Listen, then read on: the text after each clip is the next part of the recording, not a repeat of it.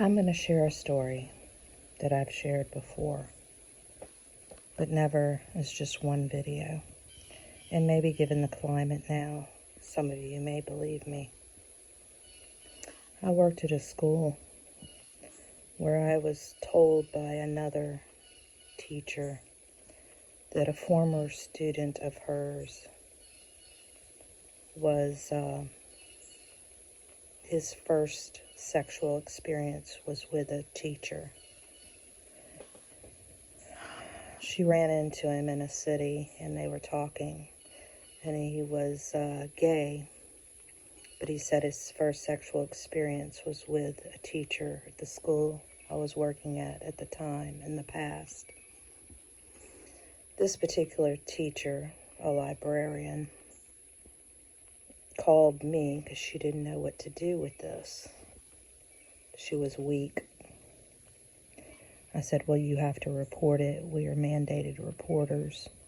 Even though he's a former student, this teacher is still teaching. And whether or not it's true, it must be reported. Because if it's true, he could be currently abusing children and have abused children in between all those years. And she didn't want to do it. And I said, well, it has to be done, and you've drugged me into this. I didn't even know this former student. But I went in with her, and I did all the speaking with the principal, an assistant to the principal, and the counselor in a room. And I was in tears because of, just the possibility. Also, I did not want to ruin this teacher's career if it weren't true. And I kept my mouth shut. But when I walked out of there, I had this really bad feeling. Call it divinely inspired. And I had this feeling that they weren't going to do anything. Because, see, this teacher was admired, good-looking, a coach, a favorite. He could do no wrong. And, if you've earned all those credentials and you're a great coach and you're a great teacher, then fantastic. But it also showed bias. So I went around them to the assistant DA, the local assistant DA, and reported it. That was in April, at the very beginning of April. I remember it being around April Fool's Day, if not on April Fool's Day, when I reported it. And I slept on it and probably went to the DA, said a lot of prayers, and went the next day. I was told to get an attorney. He sent me to an attorney in case I were to get any backlash. I paid that attorney $1 to be on retainer in case.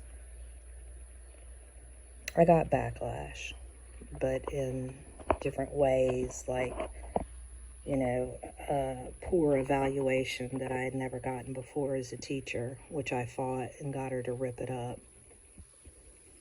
But,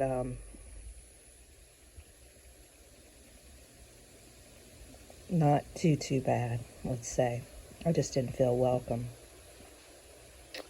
In August, I was called by the assistant DA to come into his office. And he told me that this teacher was arrested for three current students. And those would be 3 current students of mine. I taught 9th grade at the time, which was at the junior high school level, before they moved 9th grade to high school.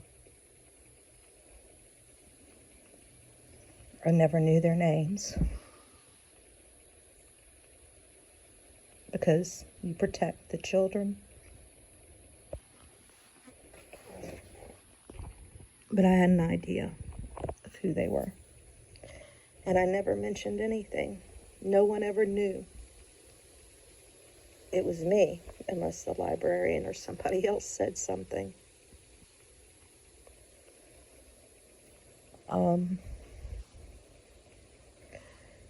What's even worse is that the principal the assistant and the counselor went to the assistant DA's office and acted shocked and surprised that their teacher was arrested because, see, they never reported it.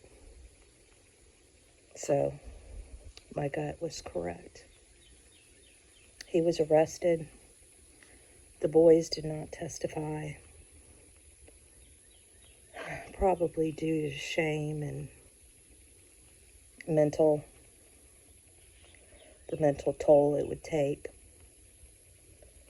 Maybe public scrutiny, but, and to protect them. But,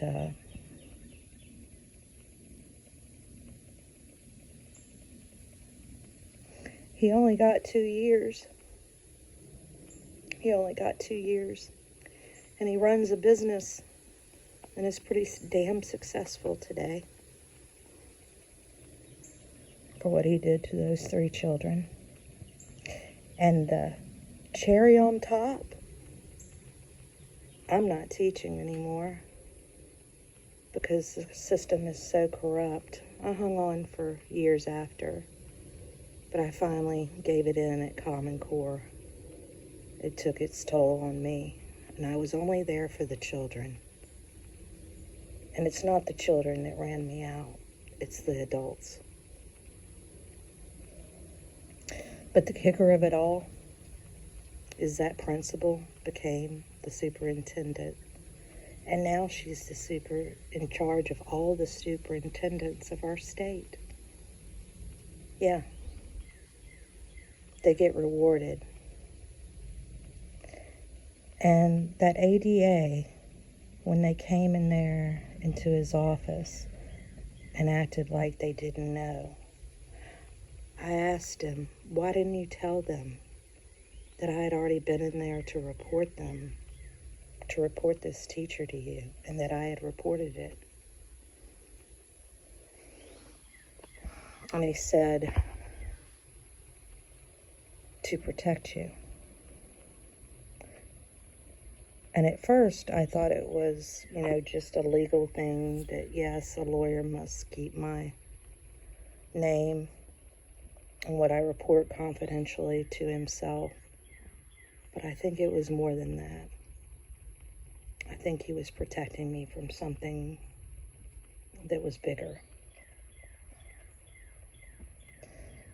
Unfortunately, people get involved in the education system who are very bad people to be around your children, just as there are those of us who get involved in education to be there for the children, who have morals and principles and values. But the ones in charge, many of the ones in charge, are not there for the right reasons.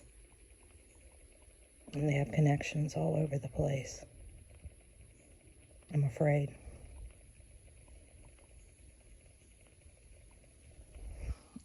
Now you can see it. Now it's in front of your face. Now you may believe me.